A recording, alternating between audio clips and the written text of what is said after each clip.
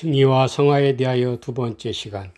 우리의 영혼이 산 영이 됨으로써 비로소 예수와 분리된 것을 발견하게 됩니다. 영혼이 죽어 있을 때는 예수와 분리된 것을 모릅니다. 영혼이 살아났을 때 생명이신 그리스도께서 떨어져 나가 죽었다는 것을 깨닫게 되는 것입니다. 이 사건에 대하여 사도 바울은 갈라디아서 4장 4절 8절 말씀에 이렇게 진술하고 있습니다. 때가 참에 하나님이 그 아들을 보내사 여자에게서 나게 하시고 율법 아래 나게 하신 것은 율법 아래 있는 자들을 속량하시고 우리로 아들의 명분을 얻게 하려 하심이라. 너희가 아들이므로 하나님이 그 아들의 영을 우리 마음 가운데 보내사 아빠 아버지라 부르게 하셨느니라. 그러므로 네가 이후로는 종이 아니요 아들이니 아들이면 하나님으로 말미암아 유업을 받을 자니라. 그러나 너희가 그때는 하나님을 알지 못하여 본질상 하나님이 아닌 자들에게 종노릇 하였더니 그리스도의 영이 내 안에 들어옴으로써 하나님께서 본래 예수 그리스도와 둘이 한 몸으로 짝지어 주시고 사람이 결코 나눌 수 없음을 발견하게 된 것입니다. 이 엄청난 축복이 어디 있겠습니까? 그리스도와 분리될 수 없는 존재, 구원에서 끊어질 수 없는 존재, 인간은 그런 존재였던 것입니다. 그러나 이러한 영혼의 살림은 오늘날 교회에는 허락되지 않았습니다. 바울이 다메섹 도상에서 그리스도의 부활을 만남으로써 비로소 그때 자신이 허물과 죄로 죽었던 존재였음을 알았던 것입니다. 그 사건이 그리스도의 영에 의해 산 영이 되었던 것입니다.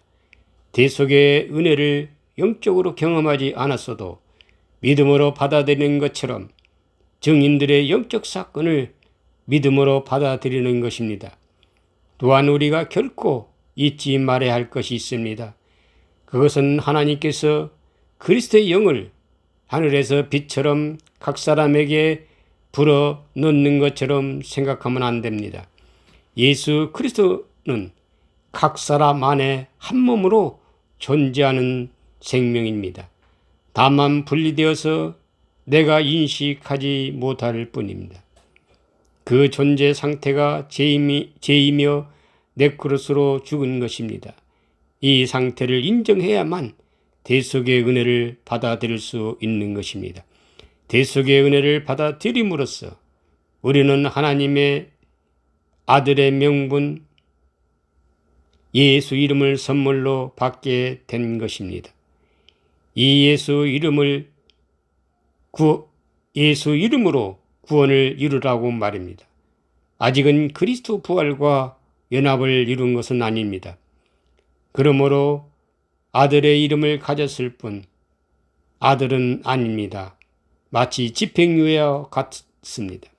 정의 자체가 구원이 아니고 구원의 원인인 것처럼 말입니다. 남자이신 우편의 그리스도께서 여자인 내 안에 옮겨 오셨습니다. 그러나 내가 예수 이름만 가졌을 뿐 말씀이 육신이 되신 예수로 인식하지 못합니다. 그리스도의 말씀으로 내가 아직 지어지지 않았기 때문입니다. 이 말씀을 전하는 구속사의 서정의 근거는 창세기 2장 7절 25절의 근거에서 전하는 것입니다. 이 본문은 예수 그리스도의 구속사역의 원형인 것입니다. 그리스도의 영이 내 안에 계시지만 내가 예수로 세워지지 않았으므로 여전히 둘로 분리된 상태입니다. 그것은 아직 구원이 이루어지지 않았다는 말입니다. 대속의 은혜를 받은 우리는 예수 이름을 가지고 구원의 첫발을 띄게 되는 것입니다. 첫 번째 과정이 말씀이 육신이 되신 예수로 내가 지어지는 과정입니다. 내 안에 그리스도의 영이 내가 예수로 지어지도록 섬기시는 것입니다. 이 섬기는 사역이 우리가 그리스도로 말미암아 지어졌다고 하는 것입니다. 요한복음 1장 10절 그가 세상에 계셨으며 세상은 그로 말미암아 지은 바 되었을 때 세상이 그를 알지 못하였고 예수 그리스도께서 우리를 당신의 형상으로 지으셨다고 하십니다. 그런데 예수를 인식하지 못합니까? 예수를 시인하지 못합니까? 내가 전혀 예수로 지어지지 않았기 때문입니다. 고린전서 11장 8절 9절 말씀. 남자가 여자에게서 난 것이 아니요 여자가 남자에게서 났으며 또 남자가 여자를 위하여 지음을 받지 아니하고 여자가 남자를 위하여 지음을 받은 것이니. 마태복음 20장 27절 28절. 너희 중에 누구든지 으뜸이 되고자 하는 자는 너희의 종이 되어야 하리라. 인자가 온 것은 섬김을 받으려 함이 아니라 도리어 섬기려 하고 자기 목숨을 많은 사람의 대속물로 주려 함이니라. 예수 그리스도께서 우리를 예수로 인식하도록 섬기심은 그 예수 상태를 구원으로 붙잡으라고 우리를 예수로 지으시는 것이 아닙니다. 우리가 예수로 지어져서 십자가의 산 제물로 드릴 수 있도록 섬기시는 것입니다. 우리가 예수로 죽으면 내 안에 그리스도가 다시 살아나십니다. 결국 그리스도께서 우리로부터 섬김을 받고자 우리를 예수로 섬기시는 것입니다. 이렇게 내 안에 그리스도의 부활이 나와 연합을 이루는 사건이 구원인 것입니다. 그리스도는 예수의 머리, 예수의 영광이기에 반드시 그리스도 부활은 예수로 죽어야 그리스도 예수가 되는 것입니다. 우리가 대속의 은혜를 받을 때 그리스도와 함께 살리셨다고 말하지만 우리의 인식은 그리스도의 부활의 생명을 인식하지 못합니다. 예수 차원의 영광을 인식할 뿐입니다. 고린도후서 3장 7절 11절 말씀. 돌에 써서 새긴 죽게 하는 율법 조문의 직분도 영광이 있어 이스라엘 자손들은 모세의 얼굴에 없어질 영광 때문에도 그 영광을 주목하지 못하였거든.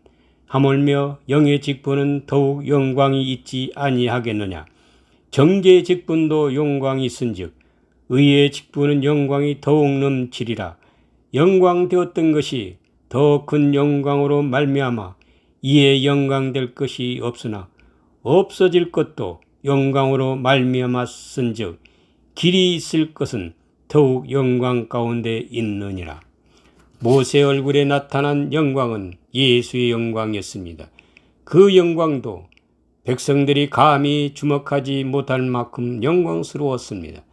그러나 예수의 영광보다 더 큰 영광, 그리스도의 부활의 영광입니다.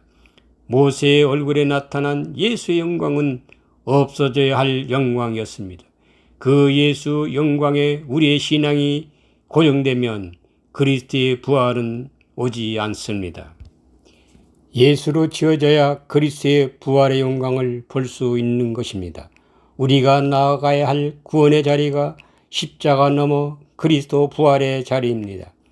예수로 지음받도록 섬김을 받은 이 과정은 오늘 우리에게는 제3을 받게 하는 회개 세례 과정인 것입니다. 이 과정을 통해서 예수로 복은 존재 상태로 인식되어지면 그 존재 상태를 예계로 살리심을 잊게 됩니다. 내 안에 복음으로 해석된 말씀이 가득 채워지면 그 말씀이 생명을 주는 흐네마의 말씀으로 역사하게 되는 것입니다. 내 안에 그리스도가 부활하셔야만 말씀이 육시된 내가 생명의 말씀을 얻게 되는 것입니다. 이때 비로소 생명을 주는 말씀으로 선포할 수 있는 것입니다. 비록 내가 진리의 말씀으로 인식되었다 하더라도 그 말씀이 살아 역사하지 못하면 죽은 말씀인 것입니다. 물이 변하여 포도주 맛으로 변하듯이 생명을 주는 말씀이 되어야만 내 안에 그리스도의 부활 성령 세례인 것입니다. 사도행전에서 오순절 성령 세례 사건 이후 베드로가 나는 부활의 증인이라는 말이 자기 안에 그리스도가 살아나는 경험을 진술하는 것입니다.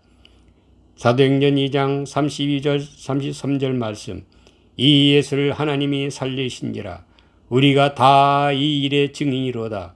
하나님이 오른손으로 예수를 높이시매 그가 약속하신 성령을 아버지께 받아서 너희가 보고 듣는 이것을 부어 주셨느니라.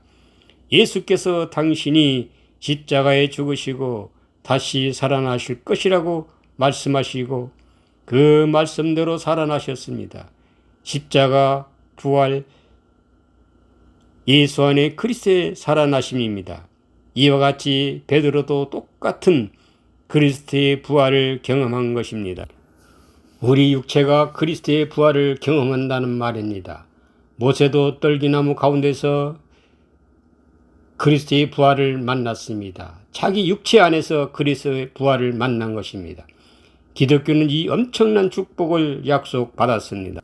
신명기 15장 12절 14절 말씀, 내 동족 히브리 남자나 히브리 여자가 네게 팔렸다 하자. 만일 6해 동안 너를 섬겼거든 7째 해는 너는 그를 놓아 자유롭게 할 것이요. 그를 놓아 자유하게 할 때는 빈손으로 가게 하지 말고 네 양무리 중에서와 다장마당에서와 포도주 틀에서 그에게 후히 줄지니 곧 네 하나님 여호와께서 네게 복을 주신 대로 그에게 줄지니라. 18절, 그가 6해 동안에 품꾼의 싹새 배나 받을 만큼 너를 섬겼거든 너는 그를 놓아 자유하게 하기를 어렵게 여기지 말라. 그리하면 내 하나님 여호와께서 내 범사에 내게 복을 주시리라. 그리스도께서 내 안에 갇혀 우리를 예수로 세워지도록 섬기시는 일을 언제까지입니까? 주님이 내 안에서 해방되도록 우리가 하루라도 빨리 예수로 세워져야 할 것입니다. 내 안에 그리스도가 갇혀 있는 한 나도 죽은 상태입니다. 내 안에 갇힌 그리스도가 살아나기 위해서는 내가 예수가 되어 죽는 일밖에 없습니다. 하나님은 흠없는 제물만 받으십니다. 우리가 부활을 경험하지 못한 것은 아직 예수로 지어지지 않았다는 것입니다. 이렇게 그리스도의 부활을 믿는 믿음은 성화를 이끌어내는 것입니다. 정의를 잇고 성화를 이루는 믿음, 어떤 행위가 아니라 그리스도의 부활을 믿는 믿음이 성화를 만들어내는 것입니다. 하나님은 예수를 다시 살려주시기 때문에 우리가 예수로 죽지 않으면 부활을 경험하지 못합니다. 요한복음 12장 24절 25절 말씀, 내가 진실로 진실로 너희에게 이르노니 한 알의 밀이 땅에 떨어져 죽지 아니하면 한 알 그대로 있고 죽으면 많은 열매를 맺느니라. 자기 생명을 사랑한 자는 잃어버릴 것이요 이 세상에서 자기의 생명을 미워하는 자는 영생하도록 보존하리라. 하나님의 구원 언약이 그것입니다. 예수가 되어 죽으면 내가 다시 살려줄게. 여러분, 예수로 죽으면 다시 살려줄 것을 믿을 수 있습니까? 예수를 믿는다는 말은 하면서도 예수님이 다시 살리신다는 그 약속에는 우리는 머뭇거립니다. 예수님이 증명해 보이셨고 사도들도 증명해 보이는데 우리는 왜 믿지 않습니까? 오순절 성령 사건은 2000년 전에 이미 지나간 사건으로 다시 그 사건은 일어나지 않는다고 말합니다. 하나님이 나눌 수 없다고 주신 그리스도의 아들의 생명은 어디 있습니까? 구원의 다른 길은 없습니다. 오직 예수를 통해서 그리스도의 부활에 이르는 것입니다. 예수를 다시 살리신다는 말입니다. 우리 안에 그리스도의 부활을 바라고 내가 예수가 되어 제물이 되겠다는데 그 부활의 믿음 앞에 더 이상 무슨 성화가 요구되겠습니까? 하나님과 우리 주 예수 그리스도의 은혜가 너희에게 있을지어다. 아멘.